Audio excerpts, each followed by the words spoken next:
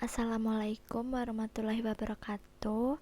Hello everyone, my name is Diawara Sasanti. Today in my video, I will tell you about the news, my summarize, and I will giving a comment about the video. The video from Al Jazeera English. The title is Zimbabwe Drought. Hundreds of animals die in national park. Okay, first I will start with my summarize. The animal thirsty, hungry and weak to get up.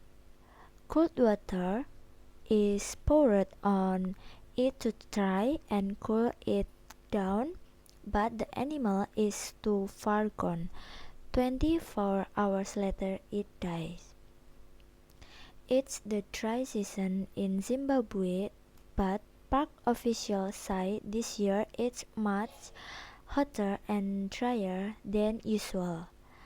Hundreds of elephants and other animals are dying. If we see the video, we can see the condition there. There's a dead wild line, and we can see there that's where the water used to reach, but now the area is parched. Temperatures can reach more than 45 degrees Celsius, and even the fish are struggling. There are too many animals competing for scarce food and water, and many are exhausted.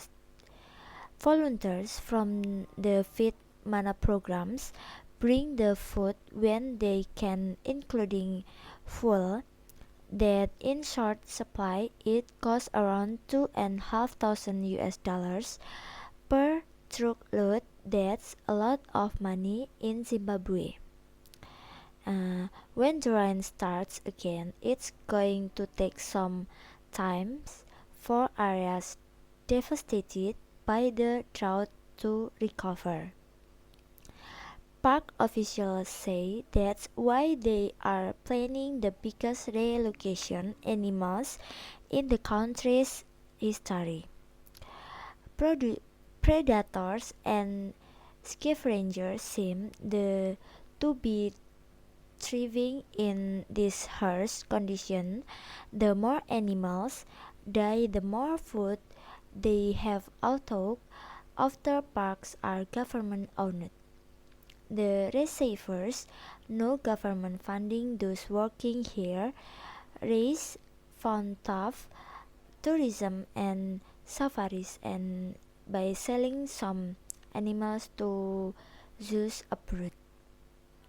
Okay, enough for my summarize, and I will next to my comment or my opinion.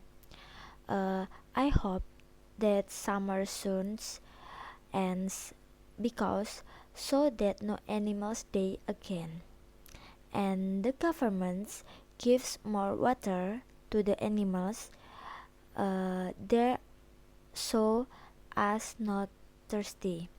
And I think if the government give many waters, animals I think not dying. Okay, enough for my opinion or my comment. I'm sorry if I have mistakes. Wassalamualaikum warahmatullahi wabarakatuh.